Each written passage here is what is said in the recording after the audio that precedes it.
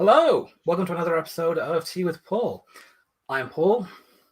This, as far as you know, is tea. And so the show is Tea with Paul. That's how it works. We're going to have some tea. We're going to have a little chat. That's the show. This is the second one since the revival, so still feeling out the new format, but, you know, we're just making the best with what we've got. Apologies if there's any issues with technology and the internet. You know, we're all just using laptops and microphones and webcams and internet connections that pre-existed. So it is what it is, but hopefully we'll be able to keep you watching for the full time and nothing will go too horribly wrong.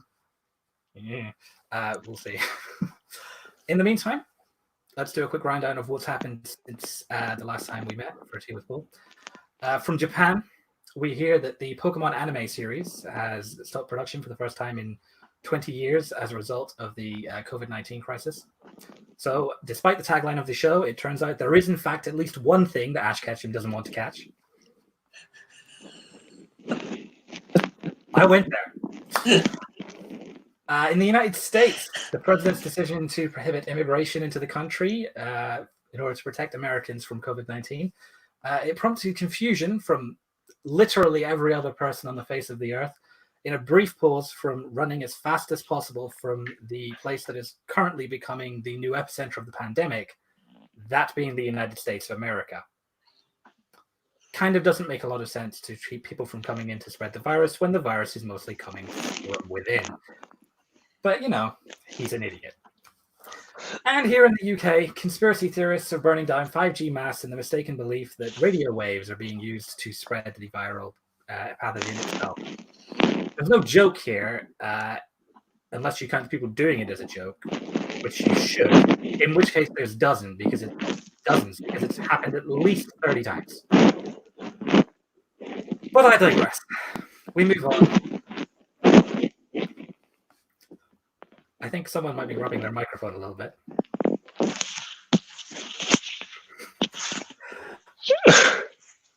Yes, we know. I think we can tell from that who it was.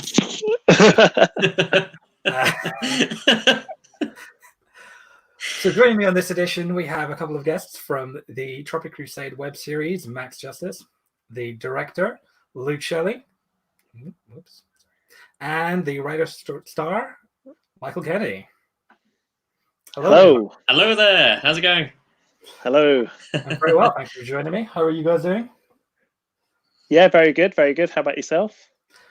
Oh, you know, getting through it. I think everyone's in the same sort of situation, aren't they? I heard a new phrase recently that I've enjoyed for describing it, which is same panic, different disco. That's about right. Yeah. Yeah. Pretty accurate, really, isn't it? Every day. Every single day. So how are you guys coping so far? You keeping busy? As much as we can. Yeah, pretty much so. There's, you know, the days seem to go on and on and on, but you've just got to keep yourself occupied and get on with it and not moan too much, even though we're quite good at that, aren't we? Oh, no. We got to moan all the time. Oh yeah, that helps us, yeah. It's how we pass the time. I mean, my monologue there was basically just 66% me moaning about other people being idiots. So see, there you go. Yeah, exactly. That's the best way to cope with this situation. It's the only way we know how to cope with this situation. I mean, we all have quite a lot of free time on our hands now. It's great. It's almost an overwhelming amount of free time. Yeah. We're not appreciating how much video games we can get through in this time. It's well, that's what I'm doing, and it's phenomenal. I'm loving it so far. Oh yeah. Yeah, I still feel guilty, and I don't know why, but you know, it is a nice time to unwind and relax and take some needed rest after the busy years we've had. I mean, whatever it takes to get through it, right? Mm-hmm. Exactly, whatever it takes. If that means playing 70 hours of a video game on your Switch or whatever, then so be it. It's a sacrifice we're all willing to make, isn't it? Only 70? Well, per game. Yeah, well, yeah, that's fair. So, I was going to ask what you've been up to during the lockdown. It sounds like, Michael, yours is a lot of video games. Oh, yes. Doing some constructive stuff as well. There's been, been creative writing, every now and again trying to come up with some ideas. We've got plenty of time. We can now see what we can, come up with. So the games are to help in between those times. You've got to have some time where you're not trying to be productive. Some days nothing happens, and that keeps going on sometimes. But then you'll get one day everything just comes out. Yeah, I agree with that. I mean, it's been the same kind of for me. I have my productive days, and you'll have loads of cool ideas, and you'll kind of hit them out and write them all down and get loads of stuff done. And then the other days you kind of just sort of enjoy relaxing, enjoy just watching telly, binging shows, playing games, whatever. It's a nice balance to have. There's not that element of going to work that doesn't fit into your day. It's either have fun or be creative, and those are good things to sort of have to juggle. So, yeah.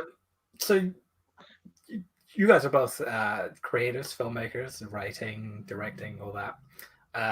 Like you've been doing a bit of writing, you said. How is the lockdown impacting your? Because careers, we kind of have to be doing things. Musicians have to play music, writers have to write, painters have to paint. How is being trapped inside on your own all day impacting your ability to express your art? Well, personally, the silver lining to this awful thing happening is that we do have a lot of time to just sit and just come up with all the ideas. We just have our government mandated walk, we have a little stroll, and we can think of something to do with this genre. Just have a have a talking point, think of something to start off with and go from there. And I'm happy with it. Using just our free time, I think wisely, or at least as a writer, it's great to have this free time. Yeah, and to go off that, I mean, to go off what Michael said, it's sometimes in the real life before this kind of happened, having the time to sit down and write all these ideas that you've had kind of just going about your daily life is hard, because you've got the jobs that pay the bills, and you've got all the other stuff, and life gets in the way. But now kind of life has given you an opportunity to get those down and get those developed. And I think a lot of people who are really passionate about writing or making stuff will use this as an opportunity to get those projects made, and well, not made, but like developed, so they're ready to go when this is all over. Again, that stuff is we don't know what that will be like on the other end of this, but we can be prepared as possible and have all this great stuff that we promised ourselves we'd write one day. Well, this is kind of one. Yeah. This is that one day almost. So, how do you think what we're going through is going to shape those ideas and productions, and the content that's made going forward after World War II? Obviously, in the century almost since, that, for example, has been a huge part of culture, and whether it's specifically the portraying the actual thing or just inspired by things like the Daleks and Doctor Who even are based on the Nazis, if you like. Do you think there's going to be a sort of a glut of fiction over the next, say, 20 or 30 years that's in some way touched by the lockdown? I think so. I think that this is going to impact cinema specifically a lot. I think it's going to be really good for it. There'll be a lot more films commissioned and made for the cinemas, and I think a lot of people will be going to the cinema because they've been trapped in their homes for how long and how long this lasts, and all they will want to do is get out and do stuff. We'll all be sick of streaming. People say the streaming's going to win. People will be absolutely so bored of all these streaming sites. They just want to go out and do stuff, and cinema will be one of those things. Of me personally, I'm craving the cinema, but obviously we can't do it. And there's not really any. I mean, you can watch a film at home or whatever, but you never quite get the fulfillment of going to the cinema. I think that's going to influence how the industry, kind of makes stuff as well. Like you said about the abundance of fiction films, and and escapism and all that kind of stuff. Like, I mean, that was already happening before with a lot of blockbusters, but this will give them even more of an opportunity to go further with it. Do you think post-apocalyptic disaster movies might be a dead genre for a while? Yeah, I think they won't be being made for quite some time. I'm sure Michael will agree. I mean, depending on what the story is, if they decide, we won't mention what caused the apocalypse, you can just fill that blank in with whatever you want. A reconstruction almost. Just make the emphasis not the disaster itself, but the friends we made along the way. Of course, man is the real enemy. I feel like the whole virus and the whole pandemic that we're going through will definitely impact a lot of films in terms of how they tell stories, and it will be referenced in a lot of films, I think, because it's gonna kind of spark a lot of ideas for a lot of creators about making stuff regarding what happened in this kind of period. You'll have films based in this time, and there'll be a lot of true life stories like made about this time. So it's a big historical kind of event that will be, people like you mentioned, world wars. Obviously, this is nothing like a war, but there are comparisons for sure.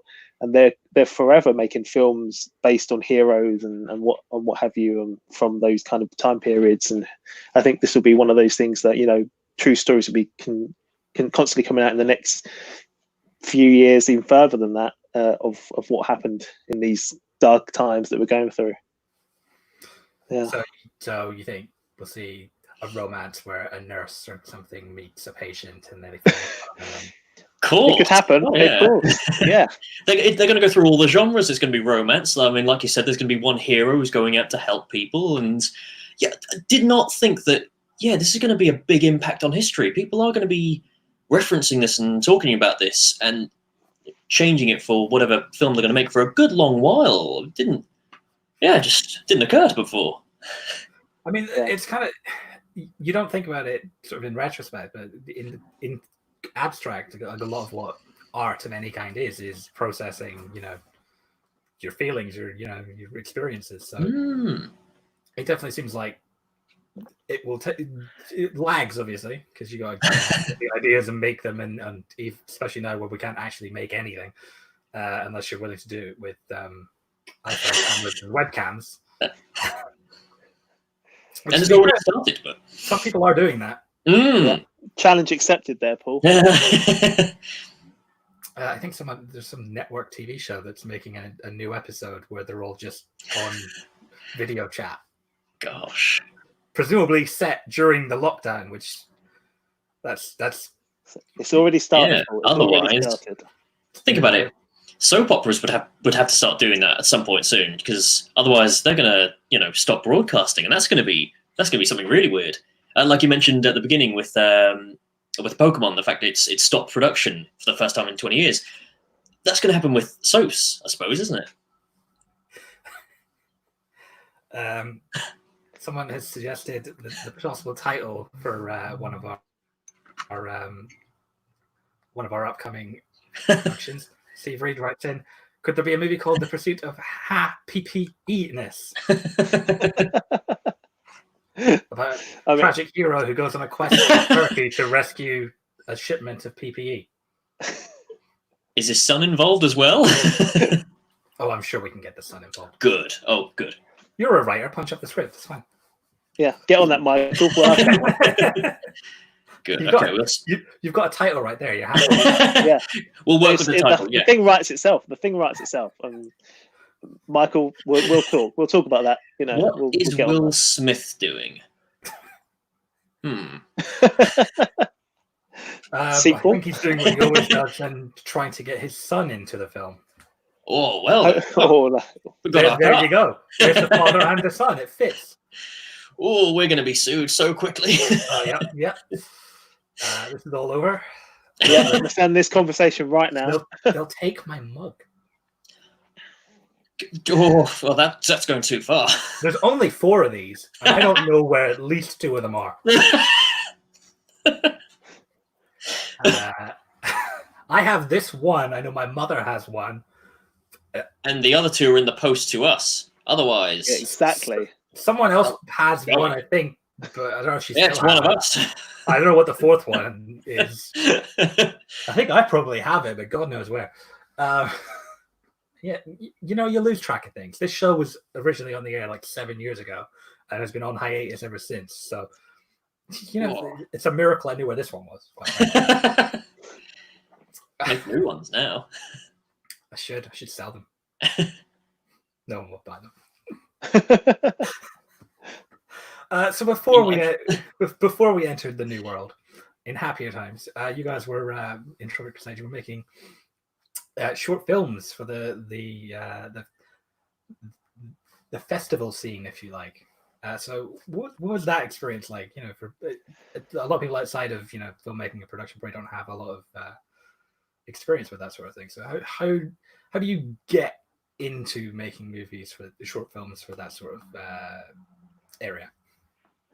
Well, it's when we make stuff, when we sit down and we go and make these short films, we never really have the intention of getting into a festival. That almost is a bonus to making these films, and it's also really great for getting exposure and people seeing these films. But at the end of the day, the best way to get people to see this stuff we make is online, because it's the biggest platform for these kind of things. And you're going to get way more people watching the stuff online than you are at any festival. But we definitely aim for the quality in our work that will kind of be able to showcase what film festivals want and look for, that they will understand is something that is a contender with other things. So we definitely have them in mind when we're making stuff, but we never really make it for them. I think that's the best way. Otherwise, you'll kind of drive yourself crazy trying to get into these festivals. Yeah. Yeah, going off what you said there, Luke, because Luke, myself, and Sophie, the producer of Max Justice, we were all at uni together. But our main thing was that just make the films that you want to see. And after we did that, we then thought, okay, let's have a look. Are there any festivals out there that will take this genre, or is it within this 10 or 20 minute time frame? And we just went from there. There are so many festivals out there, thankfully, so we can just have a research in and find which ones are applicable to the films we made. Cool. Yeah, exactly. What's it like when you're doing it? So when the film is, how do you feel when you're sat in the cinema or whatever, and your film stuff showing on the screen? Are you watching the film, or are you nervously looking around the audience? What's going on? As an actor, it's terrifying. You look at it thinking, every line could have been done way better than the last one, and you just think, oh, I really hope it's good. It takes a couple of watches before you think, all right, fine, that was good enough. We're not going to get any better than this. Yeah, it is very, very nerve-wracking watching your work in front of an audience. But it's almost one of the best parts of it for me, because there's been occasions where you've made films that have either had a shocking ending or a shocking moment, or even Max Justice, for example, that we'll obviously come to talk about in a sec. That's a comedy. Hearing people actually have a vocal reaction, either it's a gasp or laughter, that's why you make these things. This is what you want, to evoke emotion, and actually hearing it from people. That's the best thing. So if I ever have the opportunity to have an audience, 100% I would have an audience. I think it really makes a lot of it worth it. I mean, I don't need much to make it worth it, because I love doing it, but it is definitely one of the highlights. So nerve-wracking but rewarding. Yes, yeah, exactly. So when you're producing your films or your shows or whatever you're doing, who are some of the big influences that you guys have had for your career? Who do you think you've had the most influence by? Oh, big question. Question. It's going to sound quite. I don't know if this will sound cheesy or soppy, but I think it's Michael mentioned Sophie and us working as a kind of team, and the people around us. I think we kind of all influence each other and inspire each other in all sorts of ways. Like with every idea we've ever had, it's always been the trust of that one person to tell the other person, oh, what do you think of this? And then we all kind of agree that, oh, that'd be a good idea. Like Max Justice, for example, was definitely born from Sophie having the conversation with Michael about, could this be, because it was originally a short film that Michael did as part of his course, and it was dreadful. It was dreadful. It was dreadful. Don't go see that. Don't watch that one. But she saw it and saw the potential and said, "Let's this could be something, the next thing we make." And and that was kind of the start of that. And I think that's probably the best answer I can give is all of us. You know, we all inspire each other. That's great. I mean, I definitely think working as a team helps. I relate to you on the original was rubbish. You should see the pilot of this show from when I was at uni. I much preferred the second episode we did, but annoyingly, that is the one that I can't find the university's archive of anymore. They only have the pilot. So it has a different title sequence, and I don't like the other title sequence either. It's among the more unimportant things that are wrong with it. But you know, it irritates me. I animated those titles because I hated the original one so much. It looks so much better. They look so good. It was done on the original was like done on the quick because like our original idea didn't work, and you know how it is when you go you get to the point of you need to film this thing, and you get there to film it, and you go, oh, this isn't going to happen. Yeah, I mean we don't want anyone to see the original Max Justice. I mean, it's not even called that, so. But, no, not even slightly. Thank God. Yeah, I mean, I think the main two characters, I think the only things that have carried on with it, and everything else has changed completely. Yeah, like for the better. Like those bizarro shorts that became Family Guy. Literally. Yeah. You can see the bones of the two central characters, but everything else is just weird. That's it. Also, I directed that one, and you can see how poorly it was done. And then you can see the directing in the current Max Justice, which is incredible, way better. Let's hope so. Flattery will get you everywhere. Always. I just think we've worked so well together. Exactly. Just we flatter each other. So we've been teasing it a little bit. I think we should start talking about Max Justice. It's a great show. Thank you. Enjoying it immensely. It's very funny. We'll give the audience a little teaser trace of what Max Justice is like. I'll run the trailer now, and then we'll get some discussion going. How do you feel about that? Sounds good. Amazing. Let's go for it. Adam West, James Bond. Now there was an appropriate adventure from Max Justice, eh? All mixed together. Oh, so we've better than all of those. What's it called? I see you're reconsidering. Come on, say it! Say it! Max Justice. Max Justice. Max Justice. Max Justice. Eh? Eh? Eh? Eh? I feel it in my balls. This is the start of Max Justice. Hey. Sorry, turn there. So for people who aren't familiar, what's the premise of Max Justice? Who is Max Justice, and who are you playing by? What's going on? Well, if it helps, I can read the logline for you. It is in the production of this. It was so hard to explain what the plot was. I think Luke, you can agree. It was just getting the words out. It's such a weird one. So it's all about a struggling screenwriter, Matt, tries to get his first film made with no help from his annoying imaginary friend, Max Justice, a super spy he created when he was a child. Now, I had to read that because it's very wordy.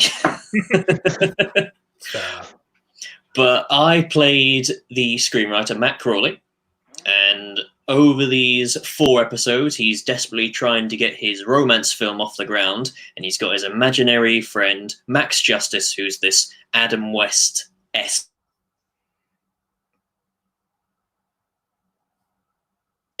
Just constantly.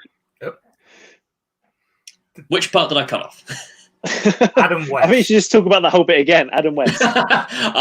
So Max Justice is this James Bond ripoff, kind of like Adam West from his Batman show, and he's just constantly in Matt's ear. That's why I was doing this, just getting in the way. But he's the funniest part of the show. I very much enjoy the fact that Max Justice is the imaginary friend from the childhood, and because that's where he was he was gestated as a child. His mannerisms are still those of a child in many ways. Even if he's swearing, he's feeling my balls. The way he moves, just his facial expression, everything, it's very childlike in a sort of his innocent naivety about how annoying he's being, even. Mm-hmm. And that was just fueling just all the all the episodes were just that. It's an adult trying to get into an industry, talk with a child with him the whole time, except a grown-up child. No one else can see. Yeah, and that was the fun part for me in terms of developing it and working with both Michael and Max who plays Max Justice. Confused him, I know. He is actually called Max. But yeah, it was just fun having that kind of freedom, and he had that freedom to just be completely silly and like, okay, so what would an 8-year-old do? How would they do? And then it just easily kind of him and Michael just the perfect pairing. They just sort of work so well off of each other. It was a dream. So it must have been difficult for you, Michael, because you spend the most screen time of anyone with Max Justice. It must have been very difficult for you in a lot of these shots to keep the straight face whilst he's mugging for the camera relentlessly. Absolutely. Oh, absolutely. Because I think Max would like change it up as well. He'd know the lines off by heart, but then he may switch it up a little bit, try something different, and it'll just be a move or an eye movement. And you're sitting there and you didn't realize it, and you're trying not to break at all. It's just you hope to hear that cut so you can just crack up, but. And not also trying to act like always annoyed all the time in front of him. You just feel half the time you just want to laugh as well, because you just feel like, oh, come off it now. Come on, Matt. Come on. Yeah, it must be tricky because his character obviously is very frustrated all the time, and justifiably so. But obviously, as a real human being, he is objectively very funny. Oh yeah. Oh god, it's constant. I'm happier when I don't see Max doing something. He's doing a lot in the background. I'm happier because it's just cool. Okay, he can just do something incredible, and I can just not burst out laughing for once. Yeah, I mean that was the joy of working with Max as well, because he knew how to play this, and I think he brought a lot of that to each shot, and I think that made everyone around him actor wise really hard for them to kind of do the same. How was it behind the camera, Luke? Because obviously you have to retain a certain amount of decorum as well, because you don't want to wreck the shot or get your sounds on it. How were you coping with not laughing when he did something unexpected? Not very well. I think I did ruin at least 2 takes while shooting each episode. I think I remember on episode 3 there was just a couple of stuff that he did that I just could not control myself, and I literally had to bury my head in the monitor and just not make any eye contact with anyone. And yeah, I mean the sound guy was not pleased with what I was doing. I had an experience once where I was filming a remote for Tea with Paul actually, where the guy doing the VT, the presenter for that sequence, was trying to make eggnog. I think it was together. It might have been the other show we did. It all blurs together. But he was trying to make eggnog, and I was directing and producing this shoot. But we were shooting it in his kitchen or someone's kitchen, and it was not a huge room because it's a student's kitchen, And so I was on the floor on my knees, and so he's doing his bit, and halfway through, I feel I have to turn and face away from him so that he can't see me, because I've been leaning on my foot this whole time and it's gone to sleep, and I just started feeling it, and my face is like this. And it's got nothing to do with him, but he saw me, he would have no idea, so I didn't want to distract him. So for this entire sequence where he's talking, I'm just like, he gets to the end. As soon as it's done, he goes, "What was wrong with that?" Straight away, I was like, "Oh, sorry, nothing." My foot's asleep. Really sheepishly. I mean, that kind of happened for me, if they were okay, so we need to go again, mainly because I've messed up by laughing, but I'll just blag it and just say to the actors, let's try it this way. Let's try it this. I wasn't happy with the last one. I think we can do better. But it was really my fault. Luke would have a screwed up face so many times, and I just think, okay, Luke, were you just laughing again? No, I did something wrong. So yeah. just style it out. It's fine. No one will ever know. That's my way. How do you feel like the reception's gone for Max Justice so far? You pleased with the reach you've been getting and the hubbub from people watching it? So far, Yeah. So far, I think it's been as good as we could have hoped, and I think it's got a life online that now can take its course. I think we've all agreed, as we've spoken about each episode going live. I think it's one of those things that people can discover and watch, and how now have all of them to watch in full, and just kind of spread the word. And I think that's the best way to get people to see your work. I'm sure Michael will agree with me on that one. oh, absolutely. I think, I think the first episode is doing quite well on views on YouTube at the moment. I think I might be wrong, but I had to look earlier, and it is. oh, mate. Oh, good. So, that's great. So, I mean, if people, from wherever, just, starting with the first episode, brilliant, because, if episodes 2 or 3 were getting more views, great still, but, at least they're, watching them in order. And, the best part of it, they're only 5 minutes long. We made sure when doing it to cut it down. We were originally going to do it as about 10 minutes an episode. And then we thought, Sophie's idea to just cut it down to 5 minutes, and much better. Just it's snappier, it's quicker, and 5 minutes. There you go. Yeah, and I think people's attention spans in the modern world are very small, and so we feel that we want to be able to get something that people will want to watch and not get too bored and switch off. So I think there's a fine line between having it too short and not having enough time to tell a story, but having the right amount of time so people don't get bored. So we definitely had that to think about. But overall, yeah. Sorry, what was that? If YouTube collapses, you can sell it to that new Quibi thing. Yeah. Yes. Short episodes. Yeah. Get Max Justice on Quibi. Yeah, we'll sell it to anyone, to be honest. Literally. Yeah, literally, anyone wants it. Oh yeah. No question. No question. I saw a bunch of tweets going out from about broadcasters and networks not having enough content because productions are all shut down, and my immediate reaction was, "This show's for sale." Any broadcaster who wants it, you can air it. I'm not going to stop you. Yeah, easy. Yeah. Bit of funding your way, perfect. Yeah, they should get in touch with you guys as well. You've all got schedules to fill. Put some episodes of Max Justice out. What? Yeah. Why not? Why not? Yeah, I'd like to do that. That'd be good. It's in pristine broadcast quality 4K. There's no reason not to. That's right. It is. It's gorgeous to look at. It's almost too good. Look at my face and think, too good God. that you can't watch it. But oh wow. That's just me from looking at my face, really close up and thinking, "Whoa, that's the clearest I've ever seen my face." And I can look in the mirror. I get it, Michael, but we want people to see it, don't we? Don't scare people off. We've got, you don't need any of that. I mean, seriously though, the cinematography, the lighting, the production values are sky high. It's a very good production. I'm glad we fooled you. I mean, I haven't fooled anyone with mine. Yellow room lighting that's like half shadowed my face. But I think, like in terms of like all the production design and everything, I think we found it, it's important to make an effort in that regard. Obviously, having money is helpful, but you just got to be clever.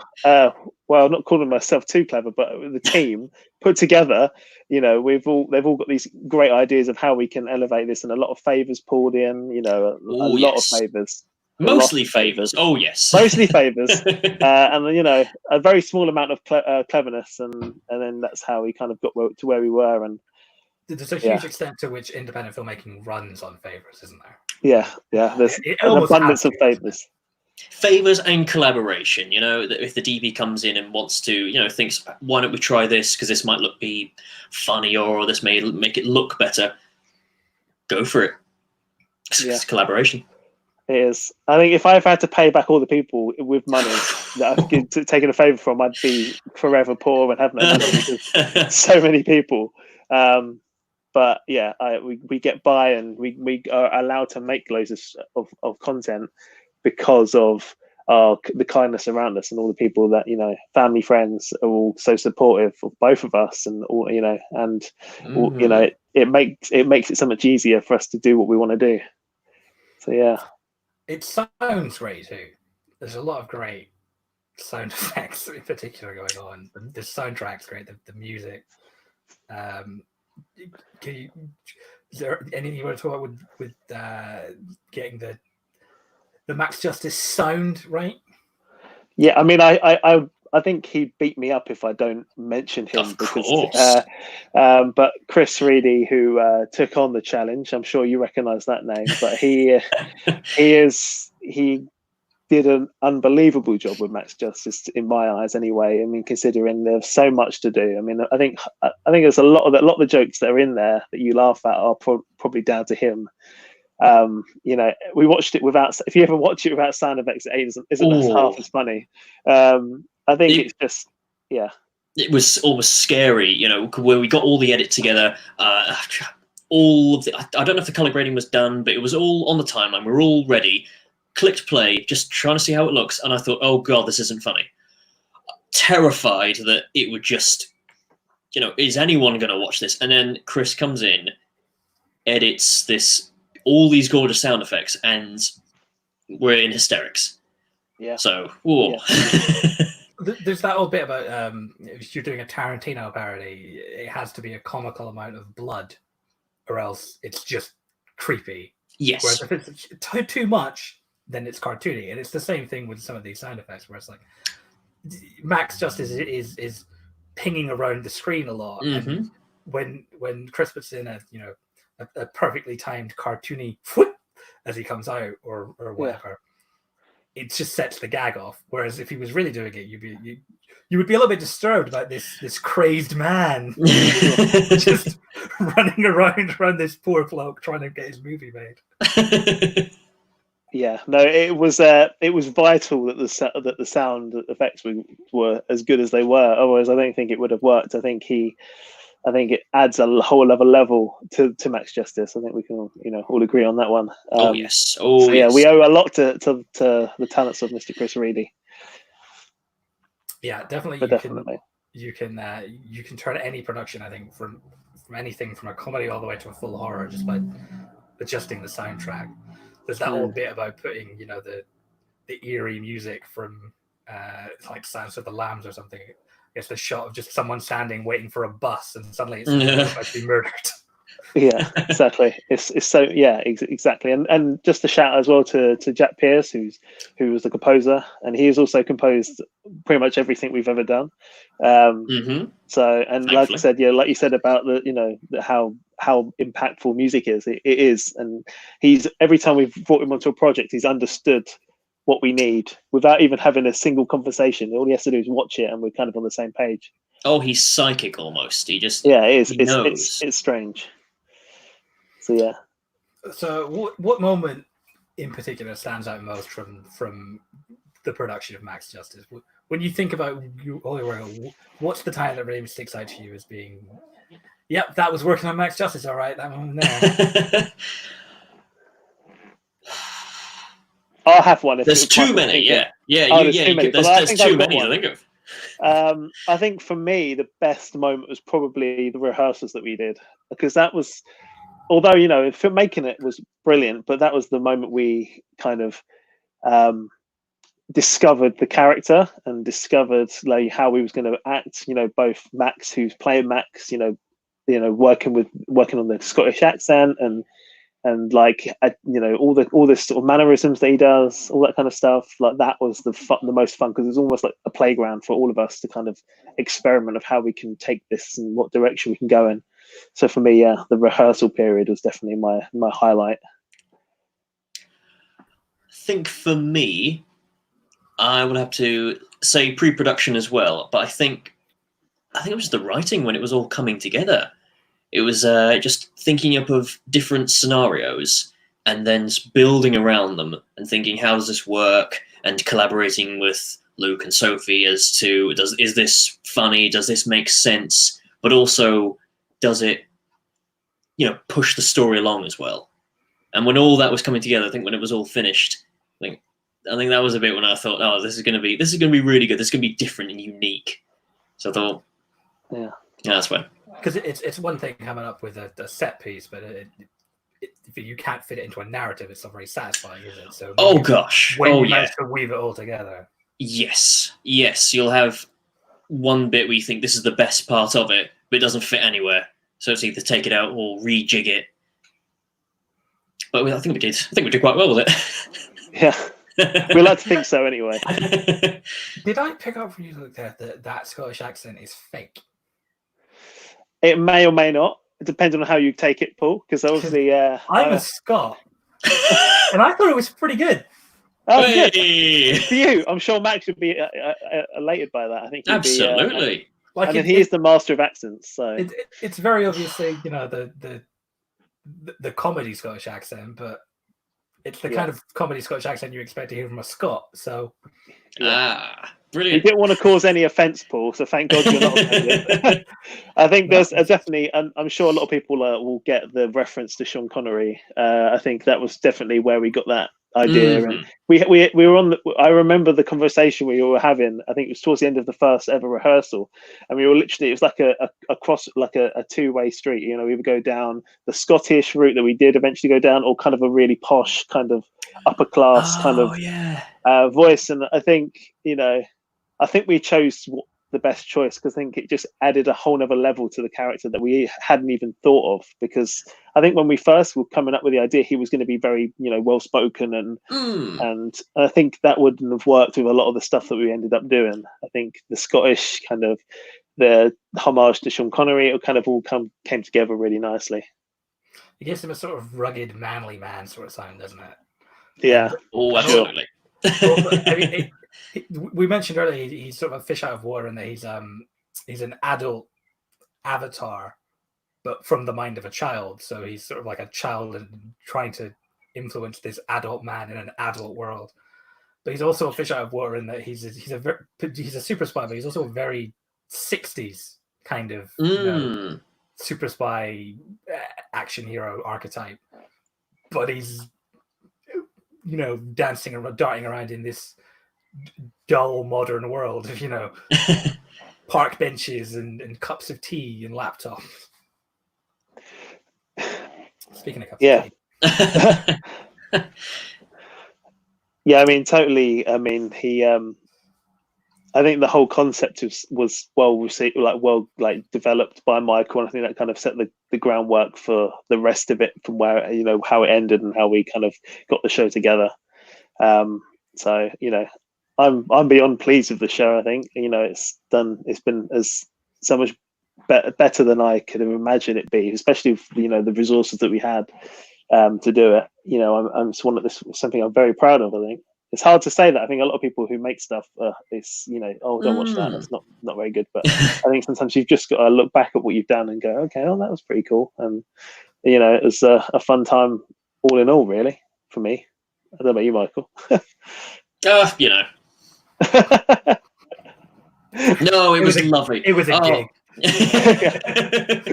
Oh no, it was really fun to go on. It was a brand new medium for us. We've done plenty of short films, but this was a web series, so just different way of thinking about it. These are episodes. They're 5 minutes long. How do we continue the story onto the next one? So yeah, so much fun to do. And yeah, we can look at our shorts and think, oh man, if we had better tech, we could have done this short a bit better. But I think with this web series, I say we hit the nail on the head. I think this is something that we can be very proud of.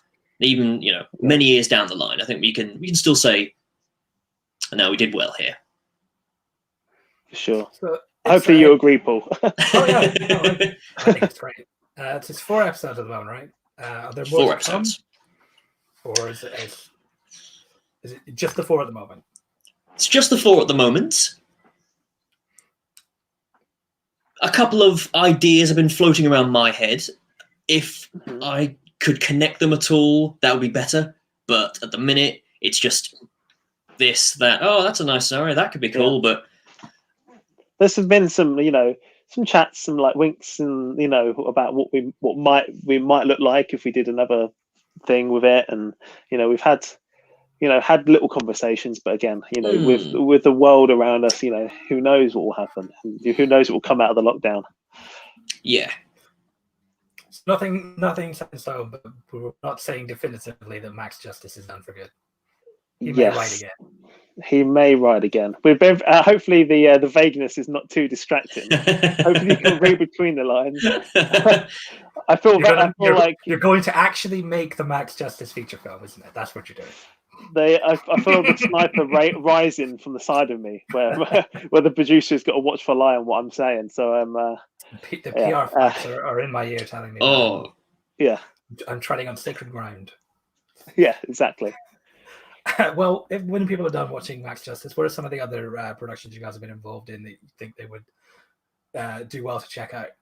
Some other Tropic Crusade productions, if you like. Oh, well, Luke, what do you think? Oh, I mean, thankfully, if they finish watching Max Justice on YouTube, they can head over, and they're already there. Just head over to the YouTube page, and all of our short films are available to watch now, both there on Vimeo but mainly YouTube. We're trying to push YouTube at the moment. We've done a lot of different types of projects. I think we've there's a website. We've done a lot of different projects. I'm sure Michael sort of hinted at different genres. We've done like big westerns. We've done kind of intimate thrillers, Cold War style. We've done other comedies. If you fancy more comedy from us, we've got a series called Kid O'Clock. Not a web series, but a kind of series of shorts that are kind of. I mean, I'll let Michael talk a bit more about those. I think he'll be best to describe them. But and we've also got some other short comedies there too. So yeah, head over to our YouTube, our website, or Facebook, and for any links for our work. I'm sure they'll keep you entertained for a few hours during this time anyway. I mean, that's the thing. We all need things to watch right now, so. Exactly. So and here is plenty. Oh, yes. Here is plenty. Yeah. Michael, you can tell us a bit more about what Killer Clock is and where it fits with everything. Oh, Killer Clock is another one that's, when you watch it, it makes sense. Explaining it, a little bit tricky. So it's a trailer. It's a trailer spoof of police action films. And it's all about this one policeman who has to go after a big villain.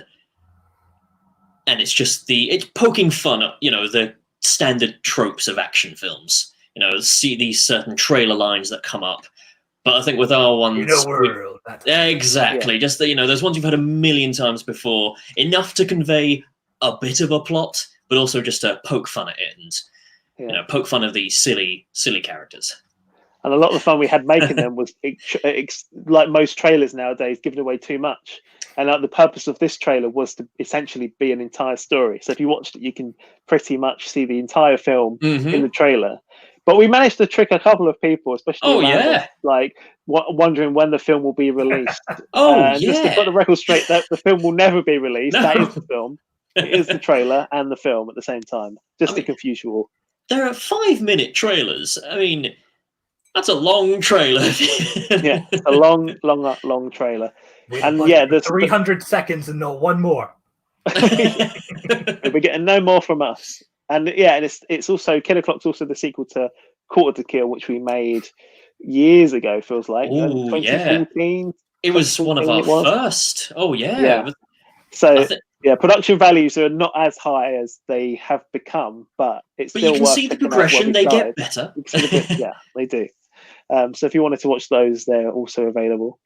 We've also got another short film that's not online just yet that we should be releasing later this year called Traverse, which is completely different to Max Justice.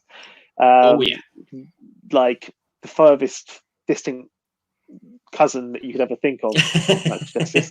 I won't give away too much on that, but it's a dark drama.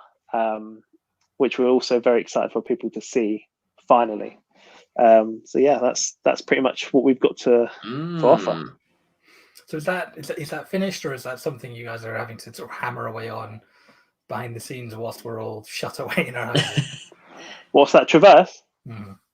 No, that's all complete. And the reason it's kind of been idle for so long is Max Justice being made was a big thing, but also the festival circuit and which has been impacted by the coronavirus outbreak. So a lot of those kind of events have been either postponed or made online. So we've kind of we thought that we'd seize the opportunity, and now would be like in the next few months or so when we kind of figure out a plan will be when we release it to the world. I think it's the best time to do it, I guess, online, especially because no one can go out to any festivals at the moment. So yeah. So a little tease for something that's down the pipe then. Exactly. Yeah. Something else to watch from us that people may have not seen. We're not making anything for the time being. So, but we have a good library to go through. We're Exactly. nearly Netflix. We're so close to being Netflix. Big words, Michael. Big words. Don't oversell it now. Don't oversell it. Producers in the background. Yeah. Stop. We can't be sued over this. Yeah. I will change the title. We'll make it something better. Yeah. Web flicks. Perfect. That's definitely not infringing. Yeah. I'm trying to think of names. Yeah. We just put a plus at the end of Tropic Crusade. Tropic Crusade. That's it. Yeah, that's what everybody else does. Yeah, just if they can't think of a name. If that's enough, if that's enough for the big companies, it's enough for us. It's either that or something like Max. Yeah. Although that sounds good. Tropic Crusade Max. Oh, yeah, that sounds good though. I like this brainstorming session. I feel like we're just suggesting you set up a Patreon at this point. Yeah. Let me. All of the stuff that we've made is for free to watch, by the way. So there's no money to be taken. For now. Take that, Netflix. Where's your free tier during the lockdown? Huh? Yeah. I mean, eventually we are all going to run out of things on Netflix and Disney Plus to watch. So just head over to YouTube. Head to Tropic Crusade. Maybe watch Max Justice. Thank us. Yeah. Later. I know I will. Yeah. That's what I'll be watching. That's what I haven't stopped watching. Evening sorted. How do you think we got all those views? It was a lot of refreshing the page, I tell you what. Yeah. See, that's where I've been going wrong. See, you're helping me, guys. I'm glad for that. That's good advice. Top tips. It's top tips. So, Luke, you can be reached, I believe, at Shell_direct. That's me on Twitter and Instagram. They're exactly the same for me. Very good. Michael? That is my Twitter handle at KennedyMike4. However, I've got an Instagram handle which is totally different, and that can either be posted later. Let's see if I can do this. If you say it, I will type it as you say it, and we will make a banner. Well, if the @ goes first, the _ living _ Mycicle. A bicycle, but with an M. Bicycle, but with M. MICYCLE. Anything else? That's all. Okay. There we are. Oh, there it is. There we go. Should really change those handles so they're just the same one. Lesson learned there. There's a real difficulty with our generation, I think, where a lot of our handles were made like when these sites and things first came out. Oh, and yeah. We were going by different sort of online names back when it was not the done thing to sort of use your real name. Mm-hmm. So, like, some of my accounts, like my YouTube has, like, if I don't use the new vanity URL, if I use the username URL, it's that old name, and I don't want to. It's a really embarrassing name as well, isn't it? We were young, we thought this looked cool. It's it wasn't. not, but it's someone else's name. Oh, Oh no! It's the name of a very famous racing driver, basically, but without his surname, and with the last initial converted to lowercase, because, well, teenagers don't really like grammar. So. of course, no. Oh no! Like so many X's, lowercase, uppercase. But back then handles were mostly used for gaming, right? And I was Oh, playing yes. racing games. So, Oh yeah. Ah, well then. But then I got to university in first year, and I was like, I'm really getting sick Time of this. to go. Really getting sick of this Twitter handle. I better change it. I sat for an hour in our kitchen in halls at uni, like trying to find available combinations that used my real name that I thought were all right, and also that weren't more characters, because back then, especially when it was 140 characters a tweet, I didn't want those @ mentions taking up too much of the too much of the character count there. So it's a good thought. it had to be the same number or less, and I managed to match it. Mine's not on a banner, so I'll put back up. This isn't going to work either because it gets truncated because mine's too long. There you can see it. There we go. Yeah, there we go. It's there. My last name's gone. Nobody cares about that. It's not even in the name of the show. Yeah. What else do you need? It's unimportant. Yeah. You're a bit like Beyonce, aren't you? Just Paul. just Paul. Nothing else. Beyonce, Cher, yeah. Cher, yeah. Yeah. And Paul. It's rubbing off, but my full name's on the bottom of this mug. Oh, brilliant then. There you are. People can see it every time you take a sip. I signed the mugs. See that? Wise. You make your own fun. Yeah, up here for thinking, down there for dancing. Wow. I wondered where that was going to go. And if we were going to be demonetized by you, we're not monetized. They kicked me out of the partner program for not having enough subscribers. What do they know? Bastards. What do they know? Luckily, they didn't take away any of my features, because if they had, there'd have been hell to pay. Oh, yeah. Damn it, I'm not posting videos in 15-minute increments. What am I? A savage?